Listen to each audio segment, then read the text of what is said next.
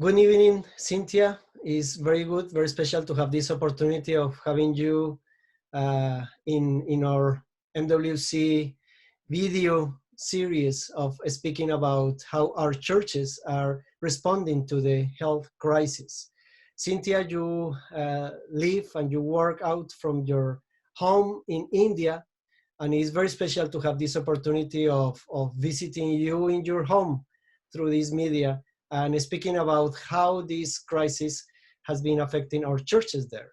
So yes, I would like to invite you, Cynthia, to share with us how this COVID-19 virus has impacted our churches. How's the health crisis affecting some of our churches in your region and how they are responding? Good evening, César. I'm good to talk with you and share about what the, what's happening in this part of the world in South Asia. Um, it's good to be connecting with the world community in this manner, and having received your questions, I give some thought to it, and I was able to contact a few leaders from a few conferences, not all of them, and I've read through some newsletters and about the churches especially, and I've talked with some people in the churches, and what I have gathered, I will share with you. So the first question is, how is the health crisis of sorry, I'm sorry. Yeah, no problem. Go ahead. To the first question about how is the health crisis affecting some of our churches, and what I gathered is initially uh, the people had been a little lethargic. That kind of an attitude was there, thinking that the virus is over there somewhere else. Especially this is the case with the churches in the village areas. Um, and so it did not affect them. They didn't come down to earth that this is a reality for all. That was the initial response. But gradually, the news channels and media and various communications through it all, it became a reality to them, and then began the panic and anxiety, because soon they became aware that it's just there, even if some of them is right in their own homes or in the neighborhood or in the communities. Then some churches have and are living, living and doing well in terms of becoming aware of the world situation, including our own churches, and they're immediately bringing about awareness among their own people in the churches and in the communities. And that they have been doing it quite well. Some of the churches, especially the churches where in the bigger towns or cities, and the educated people, they are immediately taking precautions and making people aware in the churches and outside. With regards to our own in India and Nepal, the governments have, especially in India, the government has done very well, and they continue to do well in containing the virus so that it doesn't spread more. Even though it is hard to say that we have very low number of positive cases, that's because one of the reasons could be because they don't go for testing. And not everybody is aware, what kind of disease this is. But on the whole, even World Health Organization has appreciated and was very impressed with the way Indian government has tackled this situation thus far, so that it doesn't go haywire and spread drastically. So, so the churches also want to adhere to what the government is telling. Government is saying that we should maintain distance. We should, the do's and don'ts that they are giving. And this Sunday, this coming Sunday, there's going to be a curfew, a Janata. It's called the Janata curfew, which means it's a people's curfew. That's from morning 7 to right 9 o'clock in the night.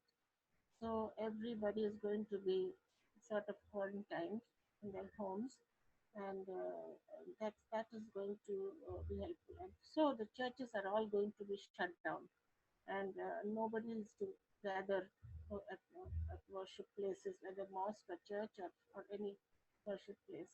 And if they gather, it should be in a very small number. But on Sunday, nobody is to go out of their houses. So many churches are having live screening, and so they will be in their own homes, and the services will continue.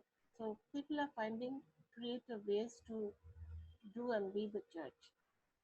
But that's more in the urban and in the bigger cities and towns.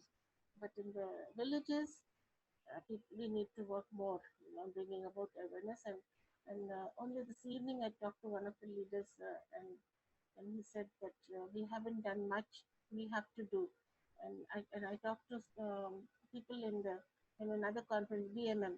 You went there, BMM. We are Mennonite Mandali some years ago, and they are so rural based, and I was concerned about them, and that's what is happening. They haven't done much. They just contacted through WhatsApp, but not everybody has Android phones in those villages.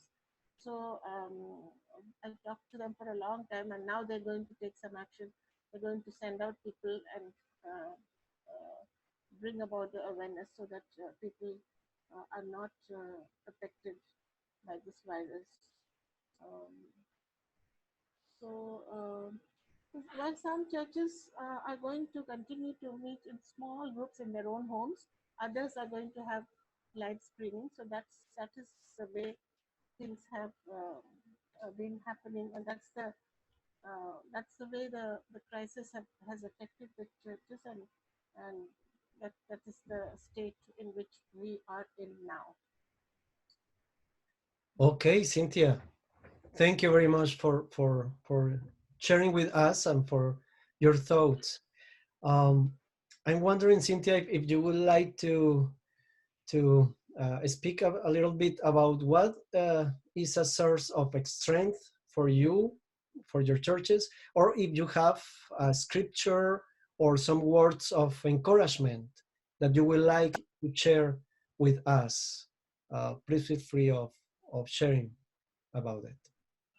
Yes, here most of our churches are really giving a lot of time to prayer.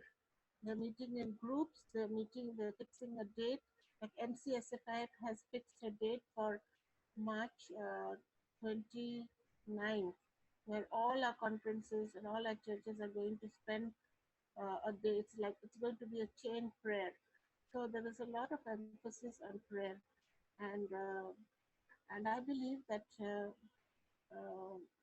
Psalm 46 says, God is our refuge and strength, and He is our strength, and we believe that God is present. He was there, He is there, He will be there with us, and we can lean on His promises. And because His word says, be still and know that I am God. So we lean on those words of promise for ourselves individually, for families, and for our churches. Good. Thank you, Cynthia. Thank you very much. Uh, I just want to say that you are in our prayers. Our churches in India are an important part of our global family, and we are, of course, united in this crisis, and also, of course, in the way in which we are facing and overcoming this situation. So, thank you very much, and blessings to you. Thank you. Thank you, César. It was good talking to you. And our churches also are praying for the global church.